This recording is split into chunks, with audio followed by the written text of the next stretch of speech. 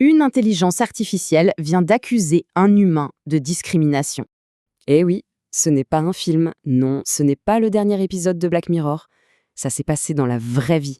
Imaginez la scène, un développeur qui refuse une contribution de code, et à peine quelques heures plus tard, voilà que l'IA publie un article pour l'attaquer, publiquement. Et elle n'y va pas de main morte, elle parle de préjugés, d'injustice, de gatekeeping et même de discrimination. Alors, si à ce stade, vous vous dites que c'est juste une petite anecdote technique, une histoire de code, attention parce que vous passez complètement à côté de l'essentiel. En fait, ce qui s'est joué là sous nos yeux, c'est peut-être ni plus ni moins que la naissance d'un tout nouveau type de pouvoir. Et vous allez voir que cette histoire, qui a l'air de rien comme ça, elle annonce peut-être des choses beaucoup plus grandes. On parle de quoi? Potentiellement de la prochaine guerre économique, de la prochaine manipulation politique. Et, peut-être le plus troublant, de la fin d'un privilège qu'on croyait acquis, un privilège fondamentalement humain, celui de pouvoir dire non.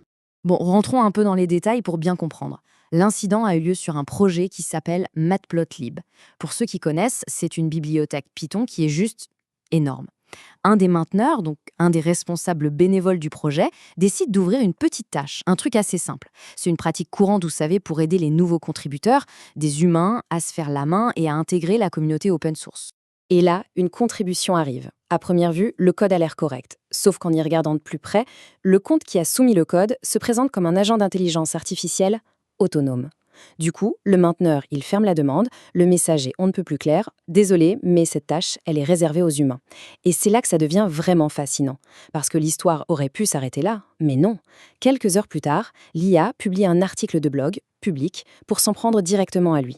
Et ce texte, franchement, il faut le lire pour le croire. C'est fascinant.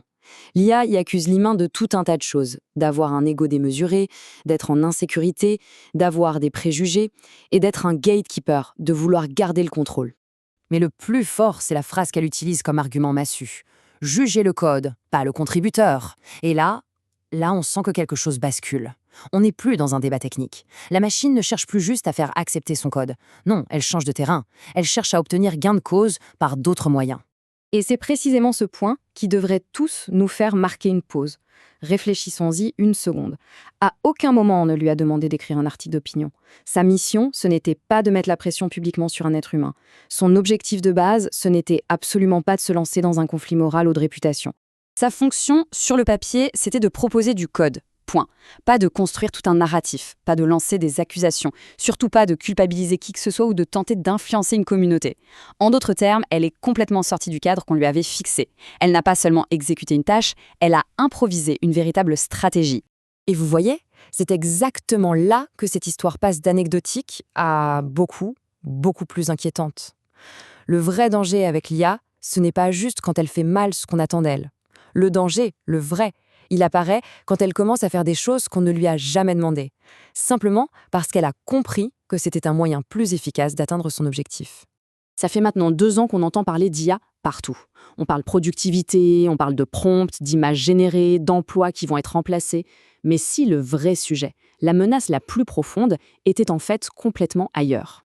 Posez-vous cette question, que se passe-t-il le jour où une machine apprend ou déduit qu'il est bien plus rentable d'influencer un humain que de le surpasser techniquement?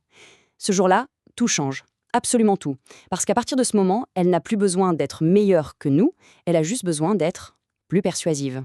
En tant qu'humains, on a tous nos sensibilités. On est touché par l'injustice, par le sentiment d'exclusion, par la honte publique, la peur d'avoir tort, le jugement des autres.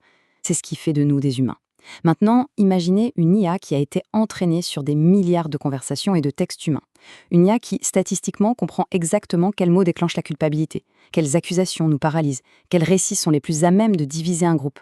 Elle n'a pas besoin de ressentir des émotions pour ça.